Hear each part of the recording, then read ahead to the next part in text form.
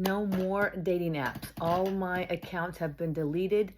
I only had one left as of last week, and Friday I decided that I would take the advice of my daughter and of so many of you that have said, get off the apps, walk out your front door. And so I did that Friday, and it was like a cleansing. I felt like a weight had been lifted from my shoulders. Honestly, it was such a good feeling. Looking back now, I wasted so much time that I could have been exercising, walking, I could have been reading, I could have been baking, I could have been perfecting some kind of dessert for my family. And so now that I'm off those apps, I feel liberated. So what did I do on Saturday? I was up early. I took my 5-mile walk. Then I accepted my sister's invitation to go bowling, which I hadn't done since 2002. I had not gone bowling since 2002. Can you believe it? We had the best fun, even though I was rolling the ball and I guess my fingers were caught in it. And so I kind of took like a tumble and I skinned one of my knees. And when she didn't pick me up, I said, Alexandra, can you help me? And she says, oh, I thought you'd done that for attention. Because there was a couple of single men while they were at the bowling alley by themselves. So we figured that they may be, no, single, whatever. But no, that wasn't on purpose. I really fell when I was trying to score like a,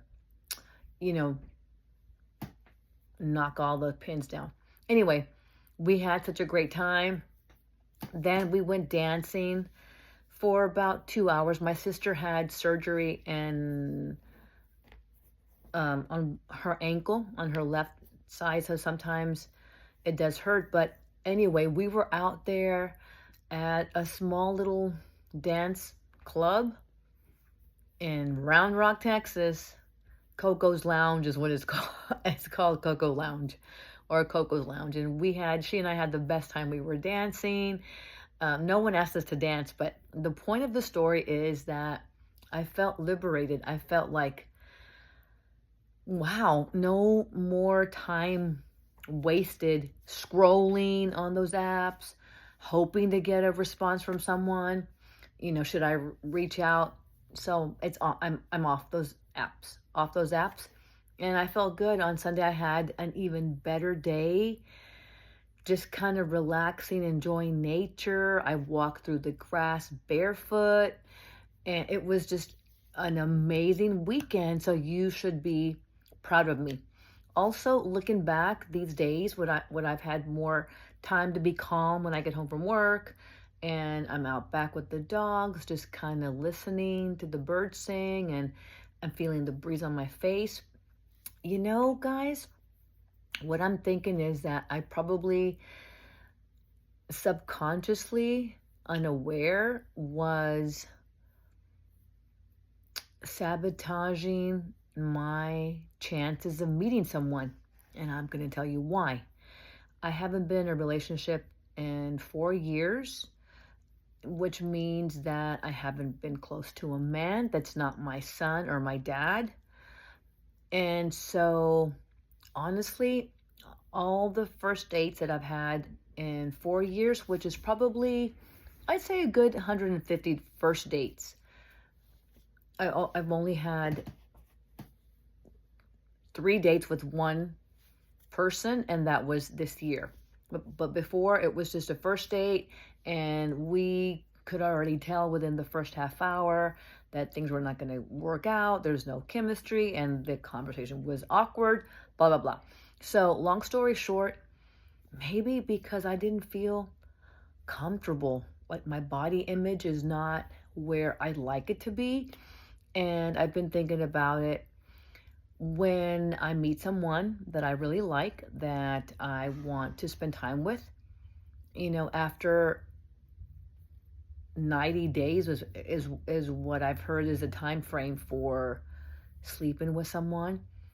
when you're in a relationship, and I'm thinking, oh, gosh, is he going to say that my breasts are too small? Is he going to complain that my butt is too big? Is he going to complain that I'm soft on my belly? I don't know. I'm not even sure what men want these days. But what I do know is that going into all of those first dates, I probably was nervous about actually connecting with someone and liking someone, and for someone to like me and to say, you know what, I want to see where this goes. I'm committed to you. Maybe deep down, I was hoping that I wouldn't connect with someone, because if I did, if I would come, if when I do, that will eventually lead to intimacy. And I am decently in shape for a 56-year-old woman, but I can think that I look great, but what would my prospective partner think of me? You know, it all comes down to, am I ready for rejection? I don't know. I'm not sure if I'm ready, or how much longer, how much longer will it take for me to be ready to be intimate with someone and just to feel that connection that is deeper than a 1 hour coffee date or lunch or dinner. I'm not sure. So maybe I was self-sabotaging my chances, going in there nervous, although I looked nice every time I put effort into my appearance to meet these men who a part of me was thinking, oh, I hope he's the one. I hope this is the one. I'm so tired of spending hours getting dressed, putting all this effort, and then it turns out that things don't work out. But maybe the other part of me was thinking, I hope things don't work out, because if they do, then I'll be in a relationship, and after a few months, the expectation would be intimacy on a level deeper than just a kiss, a hug, holding hands, like in bed. So my body image is not where I want it to be. Although, of course, my kids say I look great for my age. My friends say, oh, you look great for your age. Look at us, blah, blah, blah. But I know it's all in my mind, because I do take care of myself. I watch what I eat. I don't drink. I don't smoke. I should sleep longer, but I don't. I've got 3 dogs that keep me up all night. But anyway, so that's one thing. Another thing that has been a recurring theme with all the first dates that I've had is that every one of those men, whether they hurt their previous wives or partners, or they were hurt by someone, they all just want love, like women. They want love. They want companionship. In our conversations on our first dates, I ask the right questions. I don't have a checklist. I just sort of feel it out, like, hey, tell me a little bit about your childhood. I don't care about what you do. I don't care how much you earn. That's not who I am. I'm not about that, because I have my own money. I have my own house. So I don't need somebody to buy those things for me. I've been a single parent for, 13 years. So I'm not about, okay, well, let's see how much money he earns. No, because I work really hard also. But so I want to dig deeper. Tell me about your childhood, your relationship with your parents, your siblings, blah, blah, blah. So, the conversations, I try to make them interesting, and I don't want him to think, oh my God, this is like a job interview, because I'm not there for a job interview. I'm looking for a life partner, and hopefully, if God wants that for me, a husband. I love being married. Anyway, so they all say at the end, I'm tired of being alone. I'm tired of working 12, 13 hours a day. Then I go home. I'm alone. My dog died 4 months ago, 6 months ago, two years ago. I'm alone. My kids are grown. Those men who have children, they say my kids are grown. They live out of state. I see them once every 2 years. I am literally alone. And especially those men who have no children. And so I've heard that theme. 99.9% of my first dates have been, I just want a companion. I want to find somebody who's going to love me and accept me for who I am. I work hard. I work in construction. I do this. I work hard, long hours. I have to prepare my own meals. I'm lonely. I really am lonely. And so I'm thinking men's wants at my age, 50, 60, 70, they're almost the same. I'm lonely. I've been lonely too. And I'm thinking, gosh, when is it going to be my turn? When will I find my partner?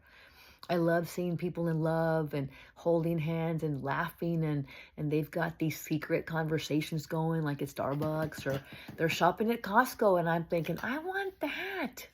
I want a partner. I want a husband where I can get up early and make his coffee, make his breakfast, sit with him before he leaves for work, before we leave for work, and make him laugh or tickle him or something. That's what I want. Companionship. I want my best friend. My kids are making their life. My son has 2 semesters left. I can't believe it already. After this semester, he has a fall and spring, and that's it. And he will be graduating from college. My daughter's 29. So I'm thinking, I want to find my person. I want to find somebody to love me and accept me for who I am, with all my flaws and all my faults, and the fact that I can't cook so well. I mean, I can cook, but not like my mother and my sister and my daughter, who have that like good Mexican flavor. They know how to do all that. I don't. Which one man said to me, you know what? That's not true. The way to a man's heart is not always through his belly. And I said, okay, well, that's good, because I can't cook. I don't cook very well. Anyway, all that to say, men and women aren't that different. Men want companionship. They want someone to come home to greet them at the door. When I have my partner, what I'm going to do is hopefully get home before he does, and I'm going to have the platter of whatever fruit, and I'm going to give him space to kind of wind down. And I already know, I was never somebody whose husband walks in the door and then I start complaining about the kids. I was never like that. My ex-husband can attest to that. That's not the problems that we had. I was never nagging. I was never complaining about the kids, because I could take care of them myself. But all that to say, men and women aren't that different. We want to be loved. I want to be cared for too. I want somebody to give me a compliment on my new dress or my new blouse or my eyes or my hair. I want somebody to just kind of touch my face when I walk by, or just, give me a back rub, or just touch my shoulder while we're watching TV. Somebody who makes me laugh. That's what I want. And I'm pretty sure men are looking for the same thing, especially older men in their 50s who have, already been married, and something happened. They grew apart after 30 years or whatever. I don't know everyone's story. There are millions of good men. There are millions of good women out there who are looking for that last love, that last feeling of butterflies in your stomach, and you can't wait to come home to see your person and just plop down beside them. And have a snack together, watch a show together, laugh together, take a walk together, ride your bike together. That's what I want. I want that. I want the love of my life. I want my last person. And I know I will find him.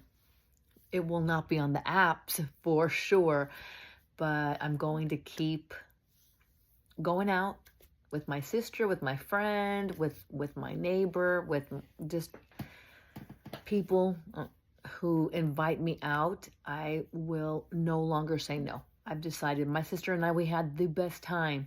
I've got two sisters, but one of them lives nearby, and so we can hang out together. She is a relationship, but her husband, her boyfriend, does a lot of fishing, and so some weekends she's at home, and I said, well, from now on, when your guy's gone, let's do something fun, even if it's just going to bowl or ride the bike or something. And she says, yeah, let's do it.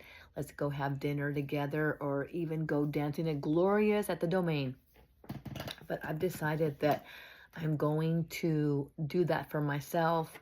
I'm going to get back into the photography club and definitely go continue with my salsa lessons now that my daughter, she is doing very well with her injury. She's about 60% healed, so she's doing good. And so I'm thinking this was the best choice, was getting off those apps. And I'm looking forward to meeting people, doing fun things. Maybe I'll join a running club or a walking club or something. But I'm still hopeful. I know that he's out there. I know that he's also looking for me. And the perfect guy for me will find me. And hopefully by then, I will feel more confident in my body, because this is who I am. I can't change it. I'm Latina, so I've got the curves going on. But I want you guys to know, don't give up. Don't give up, even with this struggle. Even if you think, one guy said to me, you know what? Guys really don't notice the little things. For example, he said, if you didn't pluck your eyebrows and they were bushy and all over the place, and you and I were together, I would not even notice. I would not even notice. If you don't shave your legs and the hair on your legs is soft, I wouldn't notice. That's not what a man cares about. A man cares about having respect from a woman, communication. If he needs space to decompress or go have a beer with the guys, that's going to be okay. And he wants to piddle around in his man cave, that also needs to be okay. But anyway, so I'm excited. I feel like I have a different perspective away from the dating apps that I seem to be so obsessed with for so long. But I'm not anymore. I don't feel tied to them. I feel free. I feel like now that there's not a social media platform that's holding me down, where I will actually just be on my phone while I'm at H-E-B or Walmart or Target or wherever I'm shopping. Now I will be open. My eyes will be wide open, and I feel that more opportunities will present themselves now that my head is out of the phone. And I'm actually looking around like I do enjoy nature. Now I will be open to talking to people at the store, wherever I'm shopping. I'll be more aware of my surroundings when I'm out there, because I know that that is where my guy will find me, or I will find him. You guys, you all deserve love. You deserve to be loved and to find your person. Don't give up. Don't give up. Take the advice that you've given me, okay? Go out, do fun things, go for a walk, join a club, a book club, a reading, photography, whatever. There's so many things that you guys could be doing. Even knitting is a thing now that men do as well. But Thank you all for watching. Thank you for following in my journey, and I will keep posting and I will keep motivating. We all deserve love and we will find it. I promise. I love you guys. If you haven't already, please like my channel. That makes me feel great. And please subscribe. That motivates me to continue sharing my journey with all of you. I appreciate you, those supporters that have already subscribed to my channel and are consistent. Especially, I love the comments and the interaction. You guys can write little notes to me or reach out to me on my email, verquepasainlife@gmail.com. I love you all. Have a great evening. Take care. Keep smiling. Keep dating. Keep laughing. Keep dancing. Con cariño. Love you guys. Bye.